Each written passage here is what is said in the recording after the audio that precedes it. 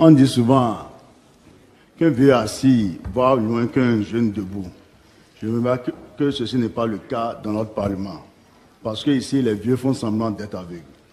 Monsieur le Président, dans le rapport d'activité, après nous avoir fait le point de la motion législative, je m'attendais aussi que vous assumiez la responsabilité de la qualité de cette production législative, notamment la loi portant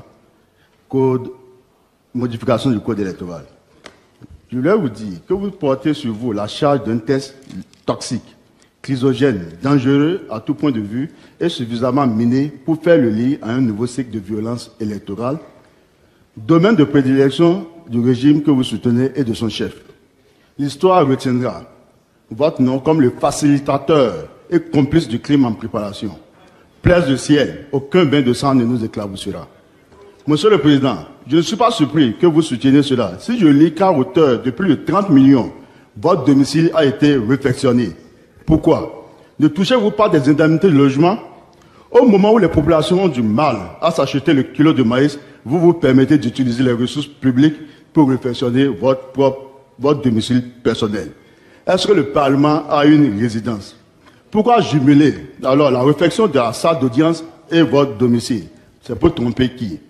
Monsieur le Président, finalement, chaque fois que nous devons adopter le rapport d'activité du Parlement, nous devons voir l'achat de véhicules. Encore 24 véhicules à 4 roues achetés. Alors pourquoi nous avoir dit, en avril 2023, que pour une gestion efficiente, votre bureau avait opté pour l'utilisation des véhicules des responsables de la 8e législature? C'est la preuve que tout ce que vous dites et écrivez doit être pris avec des pincettes. Dites-nous alors la destination des véhicules retirés aux membres des bureaux du groupe parlementaire et membres du bureau. Monsieur le Président, votre rapport d'activité que vous nous présentez ce matin, en respect des dispositions de l'article 21 de notre règlement intérieur, doit être rédigé avec beaucoup plus de sérieux. Sinon, comment comprendre qu'au niveau de l'annexe 6, nous lisons « Situation d'exécution des dépenses du 1er janvier 2023 au 31 avril 2024 ». Depuis quand le mois d'avril finit un 31? Nous lisons également « Recrutement d'un prestataire de services pour la confection des tenues des huissiers parlementaires ». On a la date de publication, la date d'ouverture des plis, mais pas de notification. Mais la tâche a déjà été exécutée, la réception faite.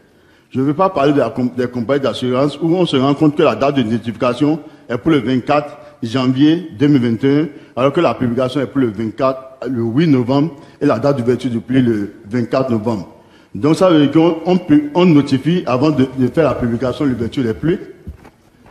Monsieur le Président, je vois dans le document que, en ce qui concerne les missions des non-statutaires, l'UP Le Renouveau, il y a 8 députés de l'UP Le Renouveau, 7 députés du BR, mais 4 députés du LD. Le président est-il le président du Parlement ou président de la majorité soutenant les actions du pouvoir au Parlement? Enfin, sachez que le piège de toute action de gouvernance est d'ignorer la fragilité des privilèges qui ne sont que temporaires. C'est pourquoi quand il recommande de légiférer toujours comme un sujet et jamais comme un roi, je vais rejeter le rapport. Je vous remercie. Merci. Honorable Ousmane. Hélène. Ousmane, excusez-moi. Merci, Monsieur le Président.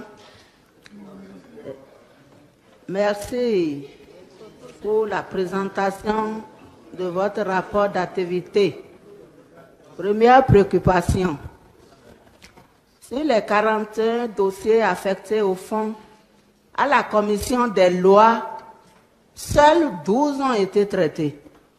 Cela témoigne d'un désintérêt du Parlement à l'égard des préoccupations liées aux droits de l'homme. Tableau numéro 3, page 6. Qu'est-ce qui explique ce désintérêt du Parlement à l'égard des préoccupations liées aux droits de l'homme? Deuxième préoccupation.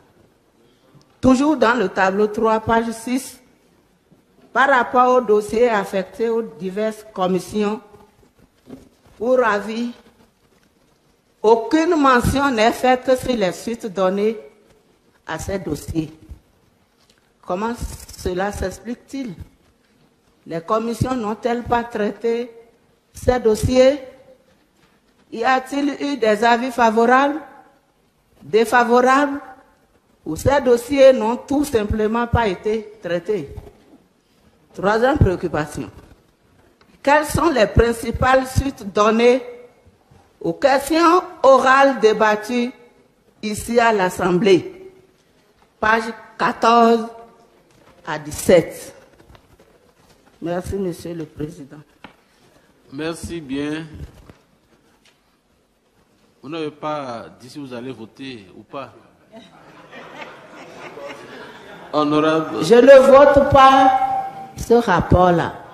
Nous ne votons pas.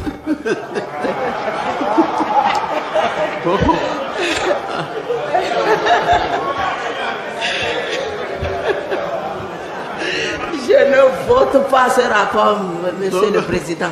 Très bien. Merci bien. Vous posez des questions. Honorable Sariki. Vous ne voulez pas voter. Merci. Merci, Monsieur le Président. Monsieur le Président, je suis très heureux de constater que dans votre rapport est fait cas de plusieurs lois, projets de loi que mon parti et LD, le parti du peuple, a voté avec vous dans cette salle. Mais nonobstant cela, il me plaît, Monsieur le Président, de souligner ce qui suit. Monsieur le Président, comment voter ce rapport qui incarne dans son contenu les germes de cette gouvernance infectieuse de la rupture? Monsieur le Président, dans cette même salle, le 15 avril 2024 passé, vous soulignez ce qui suit. La plupart des guerres dans nos pays découlent des lois votées. Monsieur le Président, permettez-moi d'ajouter dans l'antichambre des assemblées. Alors, Monsieur le Président, que dit de votre code voté? Que dit de ce code-là? Que pensez-vous de ce code-là? Voilà le prototype de code qui est une bombe sociale à nature atomique. Je le répète, Monsieur le Président, voilà le prototype de code qui est une bombe sociale à nature atomique. Monsieur le Président, dites-moi comment un élu normal peut voter un rapport contenant un tel code. Oui, un code qu'à l'unanimité, toutes les couches sociales rejettent, à savoir les religieux, les organisations de la société civile, même les paysans et les femmes de nos marchés. Monsieur le Président, mon parti, le Parti du peuple, le parti L2, votera contre cette bombe atomique sociale. Que le Seigneur prenne le contrôle de ce pays. Je vous remercie, Monsieur le Président. Merci bien. Honorable Orukubu, il vous reste 6 minutes. Merci, Monsieur le Président. Le Président de l'Assemblée nationale, dans la présentation de son rapport, a souligné la participation active. Ok, merci. Je disais donc que le Président de l'Assemblée nationale, dans la présentation de son rapport, a souligné la participation active de tous les députés aux travaux de l'Assemblée nationale lors de la période donc sous référence. Le Président s'est également réjoui et a félicité l'ensemble des députés de la 9e législature pour la qualité du travail abattu. Malgré donc cette performance, Monsieur le Président, notre cher pays, le Bénin, depuis quelque temps, traverse une situation sociopolitique délétère, faite de mépris des travailleurs et des masses paysannes, d'emprisonnement d'activistes politiques ou d'opposants politiques,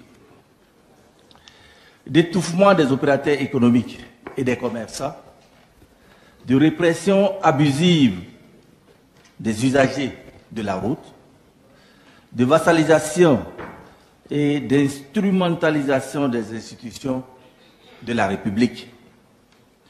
Une telle situation, Monsieur le Président, ne saurait laisser personne indifférent. Comme si cela ne suffisait pas, Monsieur le Président, la période visée par votre rapport a été le moment choisi pour l'adoption et la promulgation du nouveau code électoral, dont certaines dispositions violent dangereusement la Constitution sous le nez et la barbe de la Cour constitutionnelle de Dorothée Sosa. En effet, Monsieur le Président, le mardi 5 mars 2024, l'Assemblée nationale a adopté la loi 2024-13 modifiant et complétant la loi 2019-49 du 15 novembre 2019 portant code électoral dans notre pays. Cette loi, qui avait fait l'objet de 8 recours en inconstitutionnalité par les députés du groupe parlementaire des démocrates, a été déclarée conforme à la Constitution en toutes ses dispositions par la tristement célèbre Cour constitutionnelle, le Dorothée Sosa, le 14 mars 2024, et promulguée le lundi 18 mars 2024 par le chef de l'État, le président Patrice Talon. L'examen de ce nouveau code, Monsieur le Président, montre clairement qu'il s'agit d'un instrument d'exclusion politique, laissant entrevoir des crises politiques certaines pour les élections générales de 2026, contrairement à la Cour de Dorothée Sosa et la majorité présidentielle qui y voit des éléments en faveur de l'émergence des partis politiques forts à ancrage national. L'adoption de ce nouveau code introduit des dispositions qui font obstacle au pluralisme politique et dénaturent profondément les élections désormais soumises à la volonté de quelques privilégiés.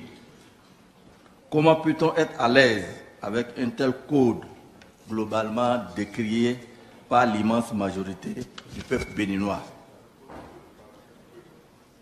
Dans la polémique sur le nouveau code électoral, Monsieur le Président, les points majeurs de discorde concernent le parrainage, dont le taux est non seulement revu à la hausse de 10% à 15%, mais fait désormais obligation aux élus de ne parrainer qu'un candidat membre ou désigné du parti l'ayant présenté pour son élection.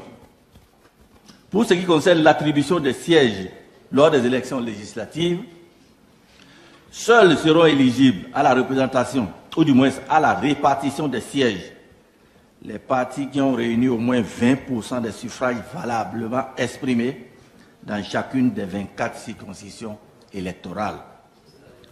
Or, Monsieur le Président, au terme de la Constitution, notamment pour ce qui concerne les articles 81 et 153.1, seules les listes ayant recueilli un minimum de suffrages exprimés au plan national pour chacune des élections sont admises à l'attribution des sièges.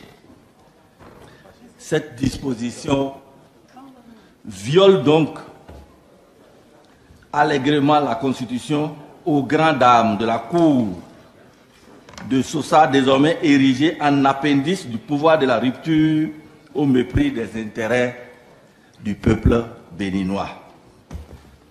Monsieur le Président, chers collègues députés, tout acteur politique béninois lucide, épris de paix, de justice et de liberté devrait voir à travers les dispositions de ce nouveau code des mesures d'exclusion graves, susceptibles de parachever. Vous suivez le temps? Oui, je suis, Monsieur le Président. Susceptibles de parachever la déconstruction de notre édifice démocratique, contrairement aux allégations de la Cour et ses affidés. Toutefois, il est important de préciser que nous travaillerons inlassablement à la relecture de ce code et nous ferons usage de tous les moyens légaux pour y arriver. C'est pourquoi nous pensons que le peuple béninois, les forces armées,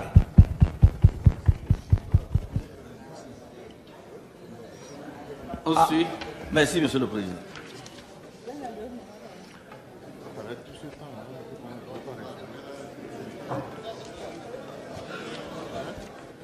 Honorable Hassan Seibou.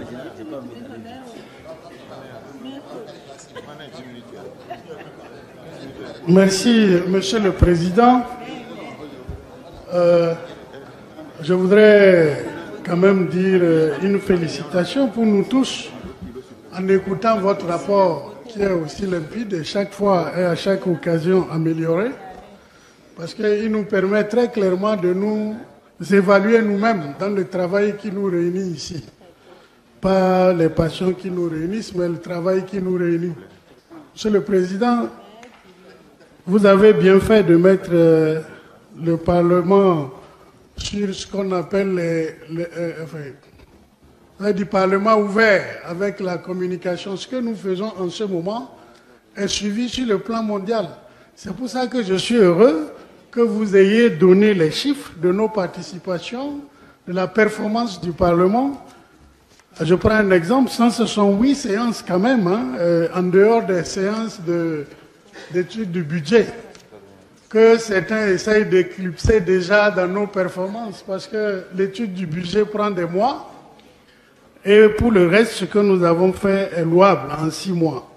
Monsieur le Président, avant de continuer, je voudrais quand même dire et saluer surtout l'annonce de l'accord qui a été fait avec Canal 3 pour que le monde entier puisse encore nous suivre davantage. Et cela est important encore plus. J'ai dit Canal Plus, j'ai dit. Allez-y, Canal Bon, Plus. c'est Canal Plus que j'ai lu. Je ne sais pas si c'est horizon ou vertical. Mais, Monsieur le Président, surtout l'annonce de la question de santé dans notre Assemblée. Si tout à l'heure quelqu'un d'entre nous pique une crise, nous sommes obligés de traverser beaucoup de kilomètres pour le faire prendre en charge. Ce serait très bien si vous arriviez ou si le Parlement parvenait à créer ce laboratoire dont vous parlez. Que Dieu vous aide à y arriver, Monsieur le Président. Mais le fait que nous soyons ouverts sur le monde exige que nous nous soignions un peu. Parce que le monde entier nous suit.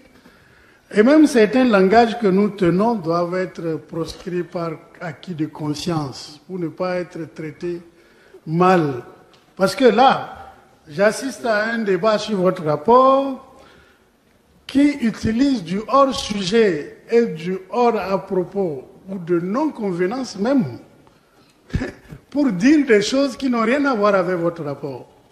C'est la première fois que j'entends un rapport dans lequel on vient s'en prendre à la maison du président de l'Assemblée.